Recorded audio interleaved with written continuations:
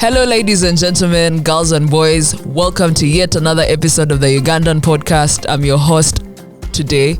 My name is Brandy Valentine Azeirwe, and today we are going to be speaking a lot of internet connectivity, data, and so much more. And we have none other than the one and only Mr. James Byaruhanga. I know I've seen him in the Forbes book before. And I also know he's the general manager for the Raxio data center. The rest, as usual, as I say, go to Google. You'll find some more. And in this juncture, let me kindly welcome him. Welcome, Mr. James Byaruhanga. Thanks, Brandy. Yeah. Happy to be here. Yeah. So you said, I know you're the general manager, but then sometimes I know you're the managing director, Raxio. Yeah. What's the difference? Well, I guess it's all titles. Yeah. But I think the more important part is what I do there. Yes. And my job is to make sure the team in Uganda basically runs this data center seamlessly and smoothly. Yeah. But of course, I was involved from the very beginning of the project. And well, I was the number one person in the project. And I've basically worked in growing it from zero to where it is now. To hero, eh? To almost hero now. And of course, we have dreams and visions of building several other data centers in Uganda, but we've already started building several others in Africa. Yeah. So I support the group team as well, and the African vision and dream. But in Uganda, I lead the team. You lead the team. Before we go into this conversation on data and all these things that make the internet work for everyone, what's the relationship between Raxio and Rock Telecom? In this case, Rock Telecom is a customer for Raxio. Okay. It's that I worked with Rock. I was one of the partners at Rock as a shareholder, and I also was a CTO there and COO there. Now I'm at Raxio, but basically Rock being an internet service provider, they are a customer at Raxio because Raxio is a carrier-neutral data center. I'll explain that. So data centers are usually they were known as server rooms. Oh yeah. Yeah, the room where you find all this IT equipment in. And AC, so-called wires, lights. Exactly. Yeah. But that's on a small scale. Yes. So eventually these server rooms have grown into much larger environments, which are big, very big server rooms. So you find an average server room maybe for an enterprise is like for 10 different cabinets. Those we call them racks. Yeah. But a data center like Raxio, Uganda, is about 400 of those, like 400 racks. So you can have several people utilizing the same space. The concept we call carrier neutrality means that you don't have one particular provider for connectivity to the data center. Yes. Anyone who provides connectivity in the country, and even from outside the country, should be able to provide a service in there. So you find MTN, Airtel, Liquid, Rock, One2Net, the national backbone. Everyone provides connectivity into Raxio. Okay, that's really cool. And I know Raxio has actually been here for 4 years, and you've been the head since then. So well done on making it this far. Thank you. Yeah, just getting warmed up. I can see. Yeah. So I don't even know why I keep saying so. I know that you were in Kigali, Rwanda, and you people were working on the African Peering and Interconnection Forum. Yeah. And you were like the big sponsors. There was Raxio all over it. Yeah. What is that? What is the African Peering and Interconnection Forum, and what is its relevance? Yeah, so basically the internet, as you know, is not a governed body. It's a free, neutral body, right? Yeah. In terms of its global presence. And it sits on key principles like net neutrality, which basically means that everything should be allowed to operate within, what is mutually agreed as ways that the internet should work. And there are several organizations across the world that work with different regions to make sure that the internet works as it should work efficiently in those regions. Yes. Right? So there's the International Society basically the international society which we call IOS, the Internet Society. It's ISOC. It's like the one that not controls, but basically governs a lot of internet-related matters. Then there's like Afrinic, who is like an African version that basically gives out like addressing addresses that people use on the internet. Now, it's a bit complicated, but I'm going to try and simplify it. Yes.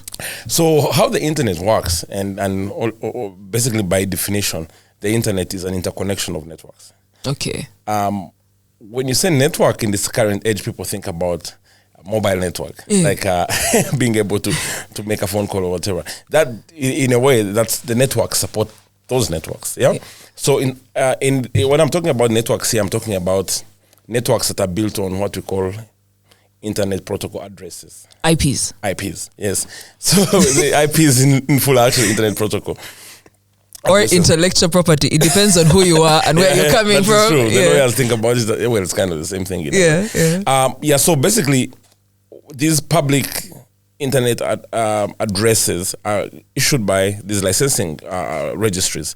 So you find that if you're an internet service provider or a telecom address, or a telecom provider, then you have your own independent, unique addresses. Yes. And it is those addresses that you give to your customers, sometimes automatically. So your phone does actually have an address. You just don't realize it because it's automatically assigned. But for it to be registered on the internet, it should have an address. That gives it a unique identification. And that way you're able to actually surf the net. Yes. Now, you can imagine with these millions and millions and billions of users, I mean, the world has, I think, about 5.5 billion people right now. Every gadget has an address. Yes. Every computer has an address if it's on the internet. Every Internet of Things device like a microwave or a fridge, all of them have addresses. CCTV cameras. So you can imagine there are millions and billions of IP addresses. So for this to work, yes, you need to make sure that all the providers are able to sit in the same room and discuss on the best principles to make this work. And those are basically what we call routing principles. In a layman language, think about the case of if everyone in Uganda got a car. Yes. And you have a few roads. Yes. How are you going to drive from home to town? You're going to meet someone, you're going to bash a border, bash and the other guy's car, traffic jam everywhere. You might eventually get there, but in what state and at what time, right? Yes. So it's important that you have a group of people who sit together and say, if you live in Mutungo, like I do, is drive Stintale, continue to Bugolobi, stay on that main road by Midpackers. And tell the guy in Luzira, you, on the other hand, when you get to Bugolobi, go to Nakawa. Yes. You understand? Okay. Yeah, so that you avoid clashing with each other. And traffic. And everyone achieves the best possible result. So you will find that sometimes you're using one network and it's very slow and you're complaining. It could be because of how they are routing. Okay. How they're driving, which road are they using. So you need these pairing forums to agree on how you basically best run the internet and also best grow the internet. Yes. Yeah. So it's to cut the long story short, it's a room full of geeks. Yes. Talking geek. Geek Make sure language. everyone is happy. Yeah. So you're like creatives, but in the IT space. Yeah. with the like so. one person will sing reggae, the other will sing that is true, but hip-hop. at the end of it, it should be good music. It's a nice festival. Yeah. We're thankful for this education. Yeah.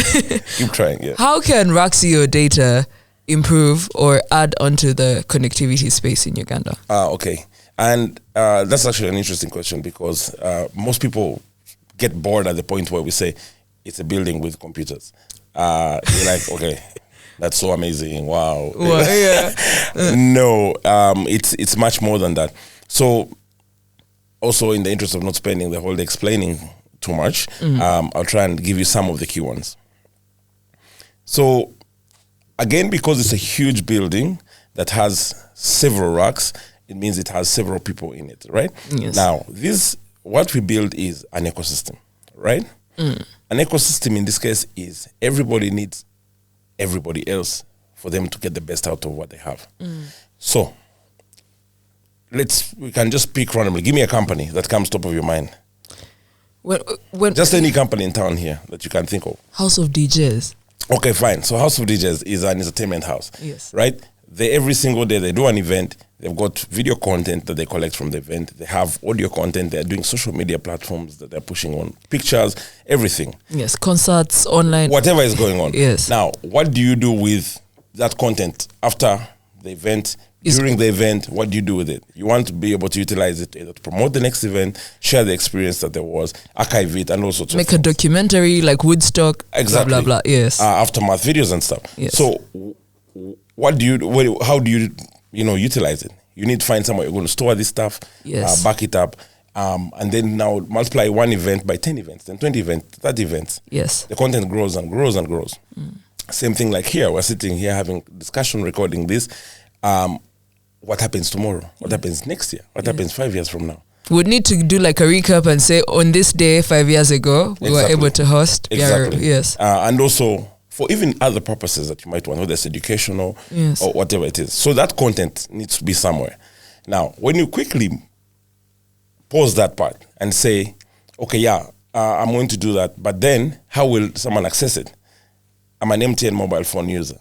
How do I access it? I log on to my internet on my MTN phone. I have to go through that network, MTN's network, to access this that is sitting on House Studios network, wherever it is, if it's at Raxio or anywhere else. Yes. That introduces something that is also called the Internet Exchange Point. Right? This class is getting interesting. Okay.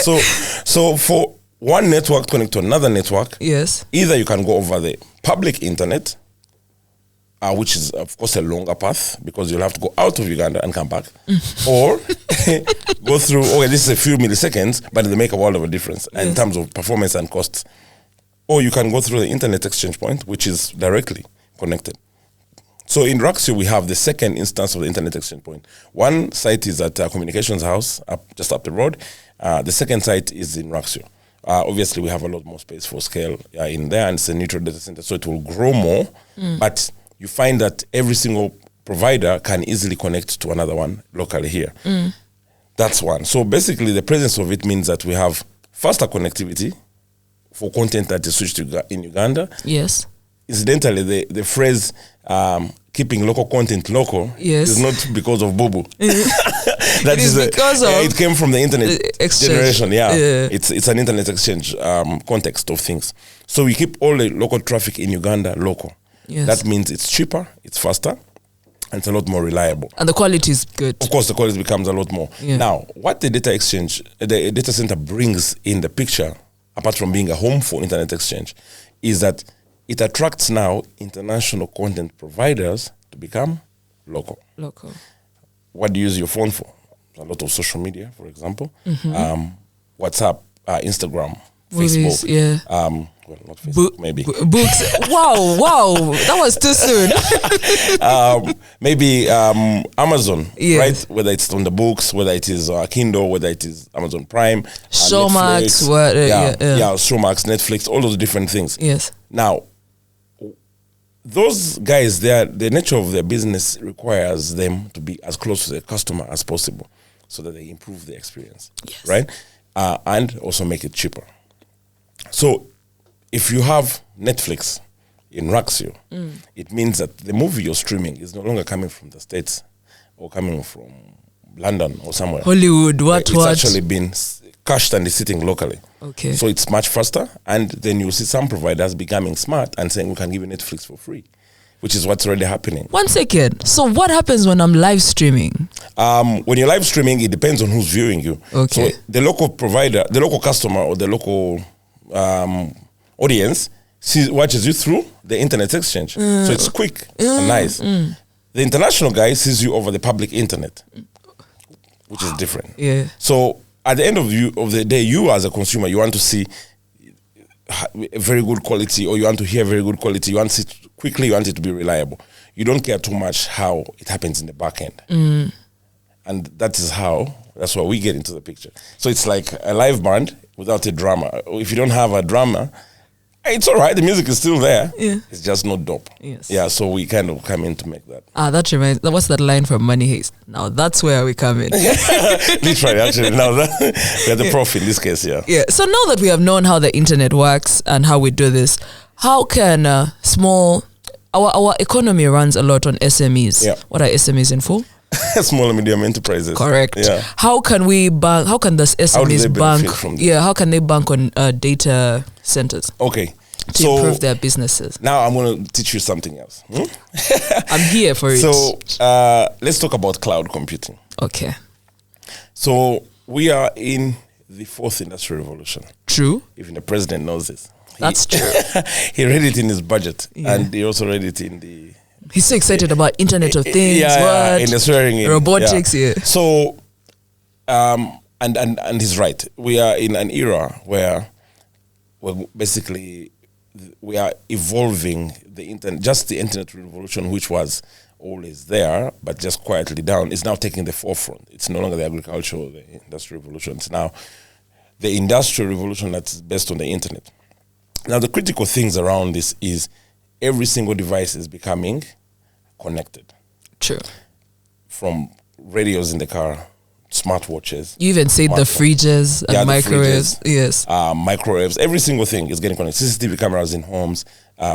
Everything is online. You imagine the amount of data that's generated by those devices.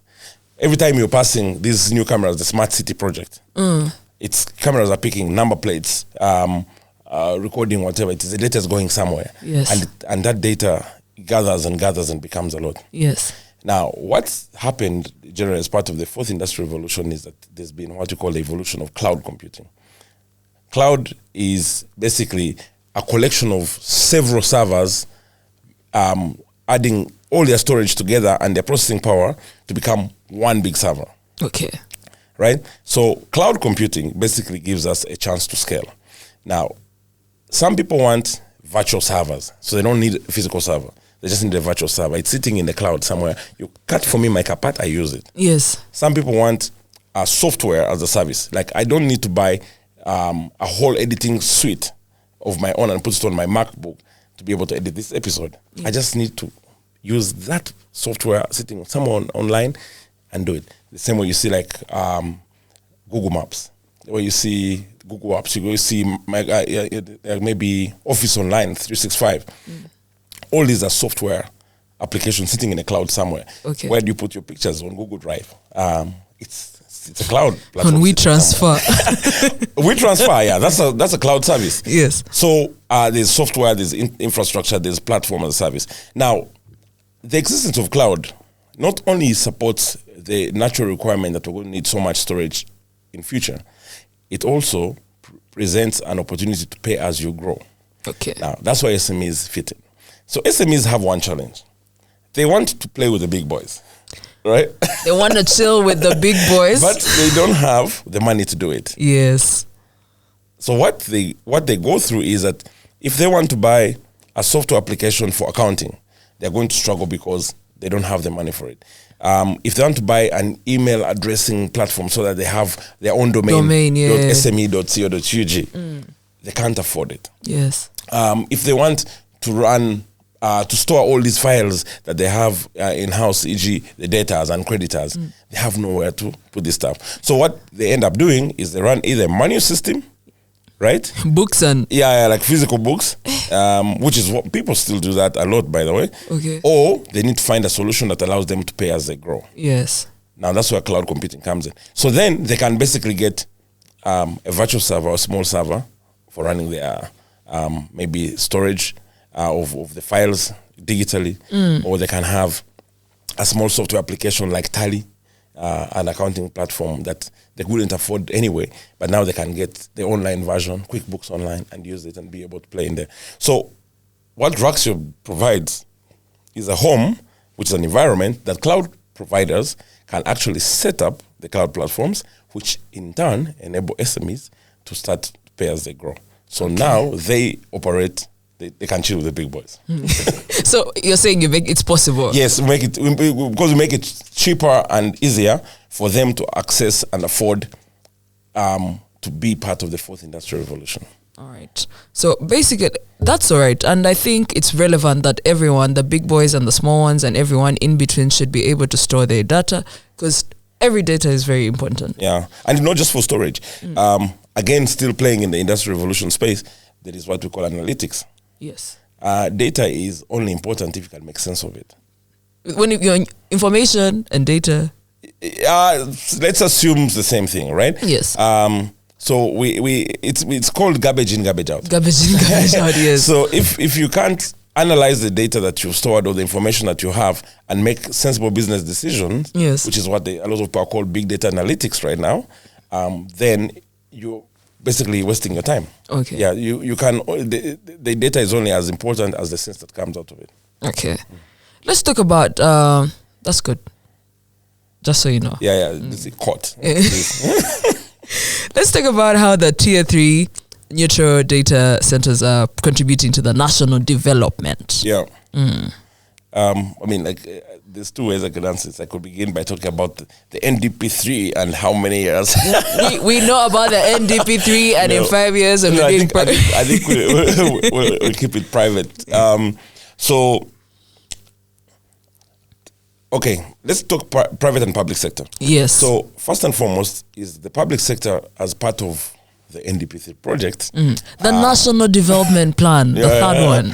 Yeah, actually it's a plan, it's not a project. Is the digital migration and digital transformation is very much center of everything. Absolutely. National IDs, driving permits, land titles, passports, everything there has to be digitized. Yes. Smart city, like the CCTV project, has to be there.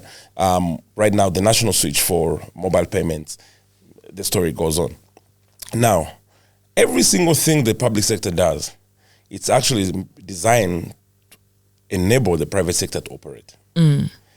But right now, before the whole digital migration, the public sector is running in one way, the private sector is running in another way. And then you've got intermediary agencies that try and bridge the gap, e.g. URA. Yeah. They might bridge the gap in a different way, but they are there, right? Yes. But right now, so you have all these public sector programs that are being built to actually migrate to data, right? Yes. And then you have NITAU with the whole connectivity project. Yeah, last mile and the national backbone infrastructure, yes. Yeah, they're basically supposed to connect all the public sector networks everywhere. Yes. Now, the private sector also has their own demand because they trade. Yes. They're the ones who actually do the trade, and then of course there's a bridge to get to the public sector infrastructure and everything else. Yeah. So what happens now is that you need these two sectors to be able to communicate with each other, right? That's what the Ministry of ICT and National Guidance has been saying. I hope so. It's true. Okay. I promise. True. Fine. So you need the two sectors to talk, because one without the other will leave the other one behind. And the private sector, when it runs too fast and leaves the public sector behind, then you're going to have severe challenges, because that's why you end up with situations where people say the government has done nothing. When the public sector runs too fast and leaves the private sector behind, then you have a problem, because then they say the public sector is not allowing the private sector to play, and you're saying there are no opportunities in the country. What is lacking is a bridge. Yes. You need somewhere or some place that the two can talk to each other. A middle ground. And that is the ecosystem. Yes. So to bridge that ecosystem, you need a neutral data center. Yes. So you will have government data centers, of course. NITA has several, and they provide for all the government requirements. We have private players who need to interact with the government. Neutral data centers create a nice playing field for the two of them too. Yeah. So Raxio is doing that for us? That's what we've basically provided, the environment. Yes. So that all this whole digital migration can meet there. Now, there's two other small things maybe to mention or worth mentioning. There's, of course, data protection and privacy, which is something that's being rolled out significantly, because where we are, we're in the digital era and people misuse information. You find a lot of stuff being done without your consent as a user. Yeah. That's what is basically building the whole basis for the data protection and privacy policy and act and the whole department, right? Yeah. They need to find a way to enforce it. Okay. And areas to be able to actually measure and say, okay, you're either in breach or not in breach, or you comply, do not comply. While the net is supposed to be neutral, there has to be consent from the user. Okay. Right? That's why you always have that terms and conditions, accept whatever. Accept, reject. Accept cookies. Those cookies. Sometimes I'm like, reject all, then they can't let me in. It's not the cookies that you eat. That's one. And then there's also a general enforcement of what you'd say data sovereignty. Okay. And this is based on that data that is for enterprises or public sector that is of a given level of interest should stay within the geographical boundaries. Okay. This is a global thing. It's not just a Ugandan thing. Oh. We usually call it the Singapore model. Right? Singapore is one of the most digitized countries. Yeah, and that's where it all began from. That data should stay within countries. So let's say a bank, their data should be within the geographical boundaries, so that in the event that the government needs to intervene through a regulatory kind of thing, they need to be able to access the data. Like UCC? Yeah, UCC, Bank of Uganda, whoever it is, the regulator of a given sector. Yes. So you don't also have consumers' data being taken out of the country for what can be malicious or other things. So because of the need for data sovereignty, which is keeping data within the country, then you need a location that actually meets the right standards. The tier 3 part of it is based on our service availability. We promise our customers 99.9999% uptime, 5 nines. Basically, we've never switched off since we switched on. Yeah. It stays up.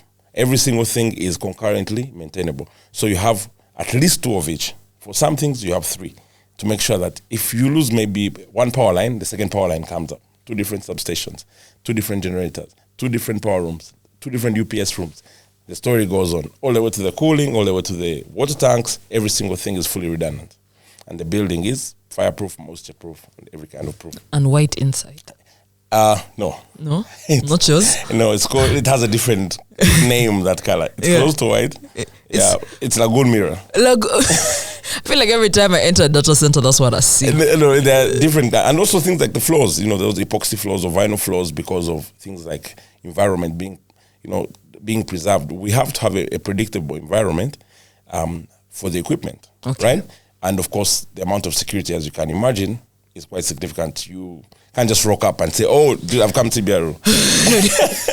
Yeah, you have to get like pre-clearance and go through the different levels and access. And also, even if you get to the building, there are different levels that you can't access. Even some staff members can't go everywhere. Okay.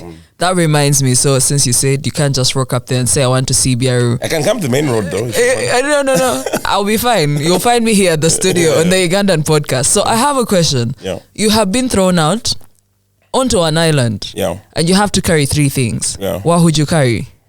3 seems a lot. What are you saying? Are you going to just carry your phone?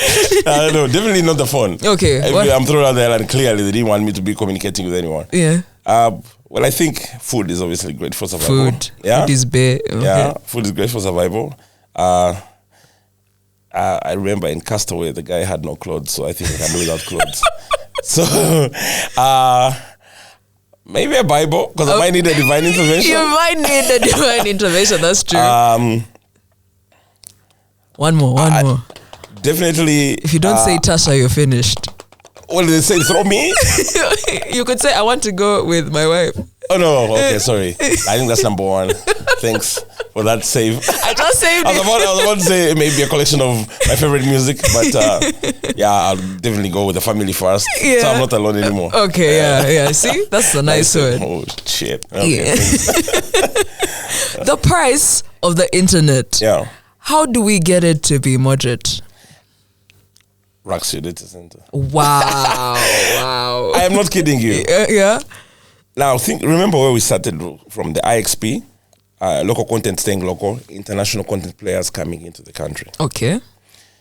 What makes the internet expensive sometimes is the cost of transportation. Okay. Transportation? Yes. Of what? I'm buying MBs. Of data packets, yes. Oh, okay. Yes. So, remember, where is the content sitting?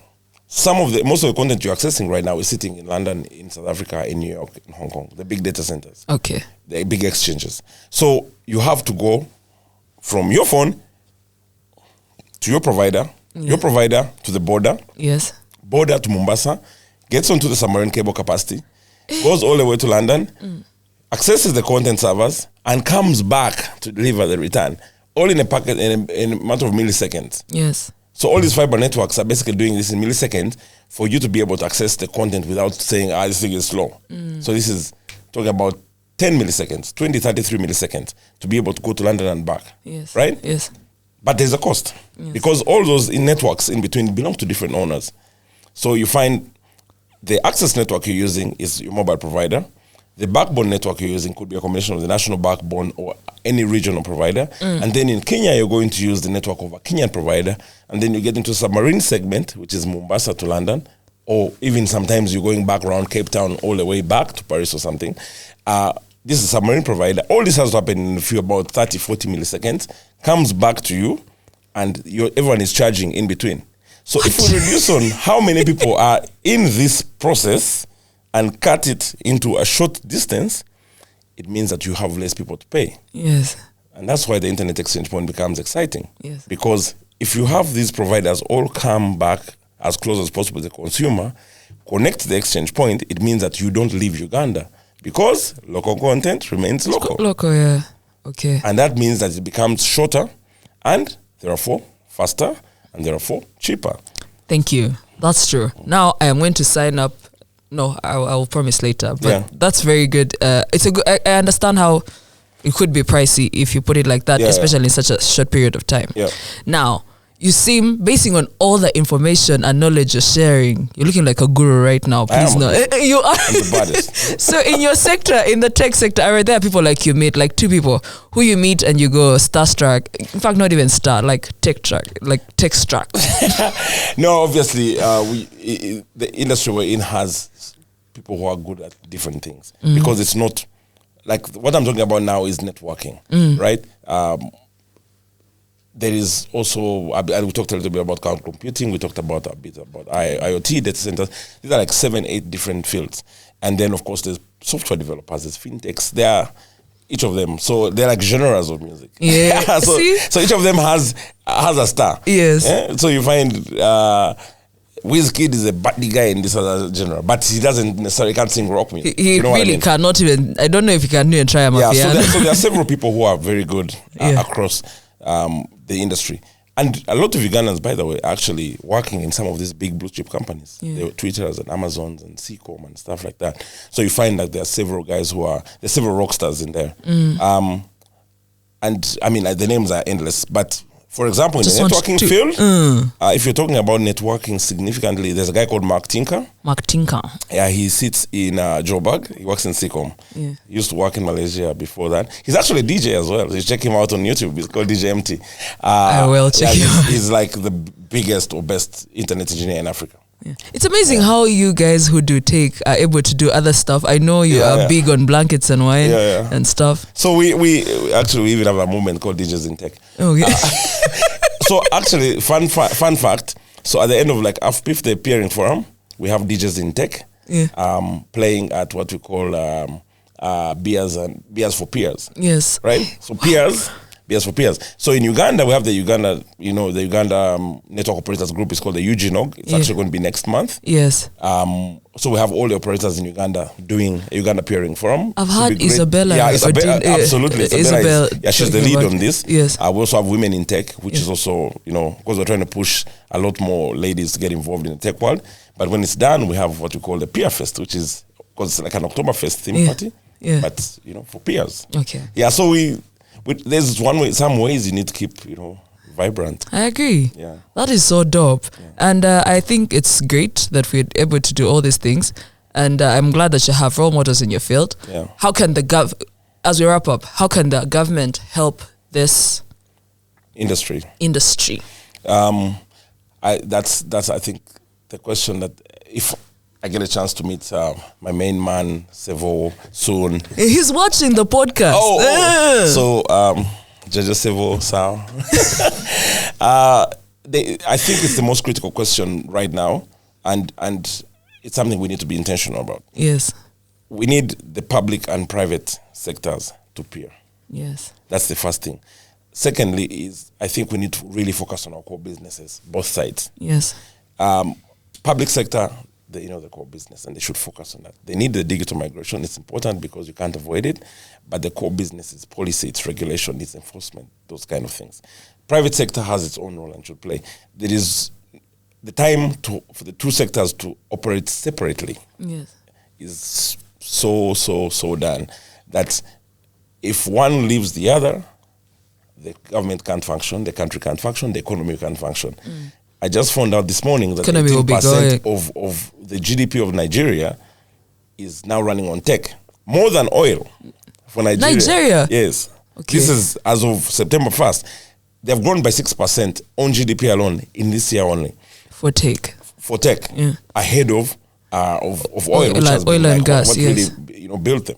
Right now, as a country, we've put all our hopes in the oil and gas industry and hoping that it just works, right? And yet, we've got the tech that can solve everything.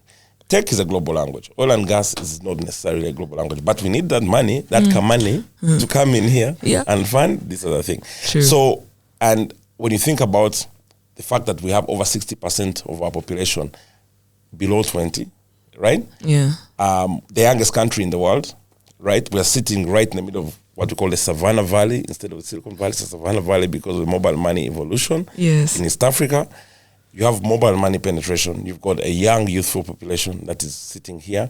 The only thing that they know and they understand is computers, right? Their world and their life has been based on computers.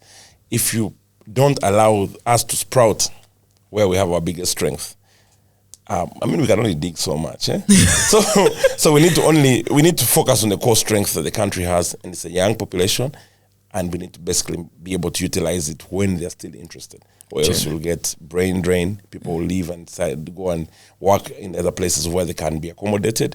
Or get crime. Because guys just can't, they won't starve for sure.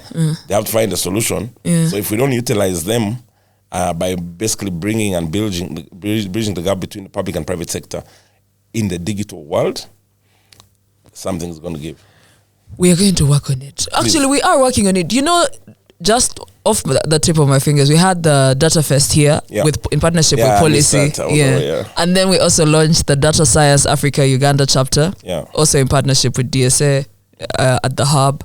And then we have you here. We're trying to set up something for innovation for and kids. Make things nationwide, because like recently, our second or third newest engineer is a guy from West Nile. There was this guy is like a star, is heavily, qualified, whatever, sitting in West Nile without access to opportunities, and somehow we were lucky that he applied to work with us. And he's now at Raxio. I just keep thinking about it on a daily basis. How many other it's called Samadumawa. How many other Samadumawas are there in Uganda? There's probably dude in like Kisoro freezing, but no one is giving him an opportunity. So if you get like this Data Fest thing you guys did and make it a national thing, so you first get the regions play out, and then you make it a big national thing, you'll start seeing the sharp ones coming out. And also the ones who might not make it here, they start to see the opportunity from where they are. And that also creates like regional hubs for this kind of things. I'm sure you know the whole thing. Spread the gospel. Come partner with us and we can do more. We are really working closely, especially the UGNOG. We're sponsoring all the stuff that they do. We work on the hackathons. We sponsor those hackathons, try and discover talent. But I think what we need is what you'd say a private-public sector brainstorming exercise, where we say the Ministry of ICT, NITAU, UCC in some way, the ISPAU, which is the association there, the telcos, let's sit in one room and say the aim this year is to build many more engineers, or the aim this year is to increase the amount of traffic that stays in Uganda, whatever the intention is. And we go for it, not where we're all shooting in the dark and probably coming out with nothing. As I said, with this one and only Mr. Forbes. I call you Mr. Forbes until I make it to that list. And the great general manager, and the great general manager for Raxio. We could go on day and night on this conversation with more, but we are coming to the end of this podcast, this episode, and please share your socials. Please, I hope on your socials there's no Liverpool and... I need to think twice. We're being beaten spree, so I'm not sure. I don't want to be associated.